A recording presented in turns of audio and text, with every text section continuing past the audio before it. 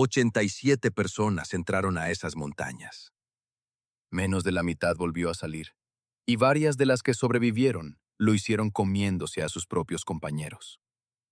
Seguro estás pensando que fue puro pánico, que cualquiera hizo lo que pudo para sobrevivir, pero la verdad es mucho más incómoda. Solo 2 personas, en toda esta historia, fueron asesinadas de forma deliberada para servir de comida, y no fueron elegidas al azar.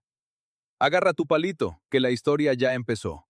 Esto es Palitos Históricos, y hoy hablaremos del Grupo Donner.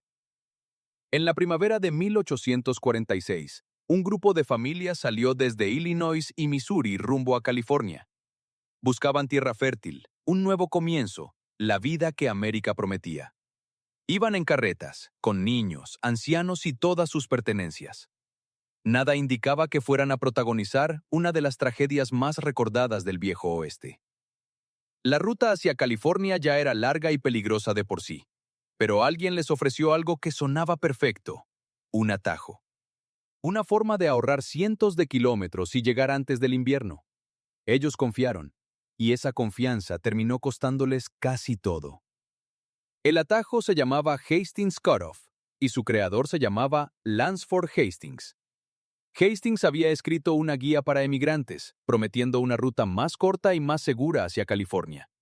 Sonaba a la solución perfecta para un viaje agotador.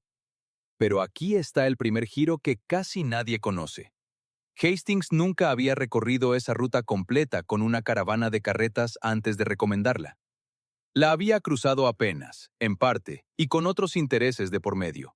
Quería atraer colonos hacia sus propios negocios en California. El grupo, encabezado por George Donner, decidió confiar en su palabra.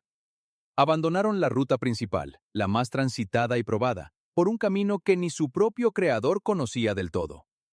Cruzar las montañas Wasatch, en Utah, significó abrirse paso entre matorrales cerrados, casi metro a metro. Cruzar después el desierto del Gran Lago Salado significó días enteros casi sin agua. Lo que debía ahorrarles tiempo terminó robándoles casi un mes completo. Un mes que, meses después, sería la diferencia entre la vida y la muerte. Pero todavía no sabían que ese no sería su único error. Con el retraso acumulado, la tensión dentro del grupo empezó a crecer. El hambre, el cansancio y el miedo hacen que las personas dejen de pensar con calma. En octubre de 1846, 2 hombres del grupo, James Reed y John Snyder, discutieron por una carreta atascada.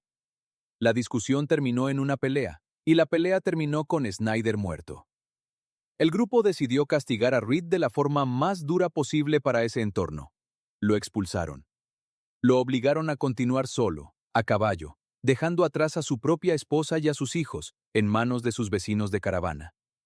Justo cuando más necesitaban unidad, el grupo se fracturó desde dentro. Nadie lo sabía todavía, pero esa decisión también tendría consecuencias. Reed, expulsado y furioso, terminaría siendo clave en los rescates que vendrían después. La historia todavía no había mostrado ni la mitad de sus giros. A finales de octubre, el grupo por fin llegó a la Sierra Nevada, la última gran barrera antes de California. Estaban agotados, pero también estaban cerca. Algunos incluso lograron subir hasta el paso de montaña y encontraron algo que les dio esperanza. La nieve todavía era cruzable.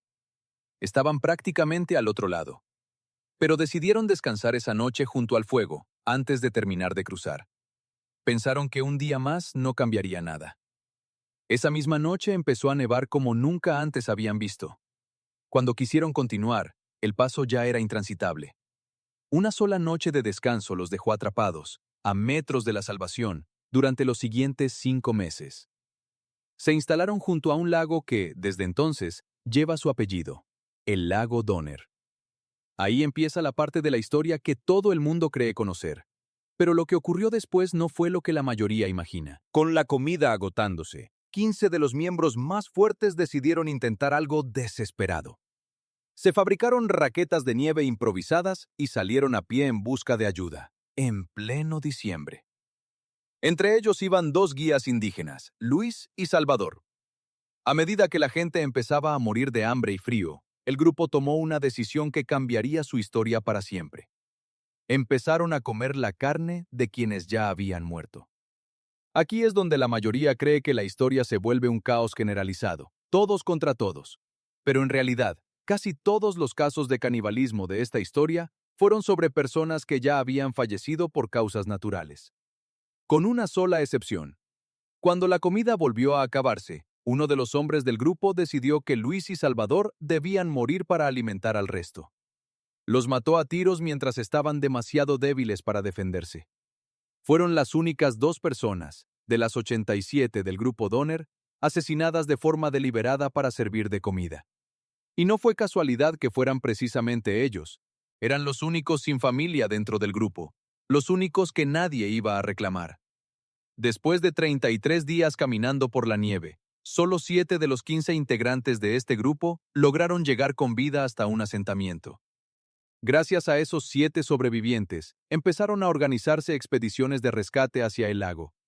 Pero llegar hasta ahí, en pleno invierno, no era rápido ni sencillo. Hicieron falta 4 expediciones distintas, repartidas entre febrero y abril de 1847, para sacar a todos los que seguían con vida. No todos quisieron salir en cuanto tuvieron oportunidad.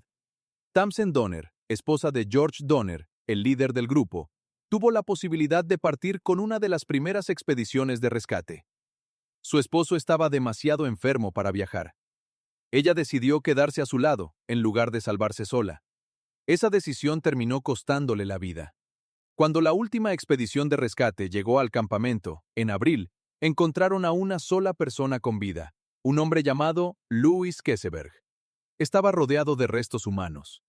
Lo acusaron de haber matado a Tamsen Donner para comérsela. Nunca se pudo probar. Pero esa sospecha lo persiguió durante el resto de su vida, mientras otros implicados en la parte más oscura de esta historia jamás enfrentaron ninguna consecuencia.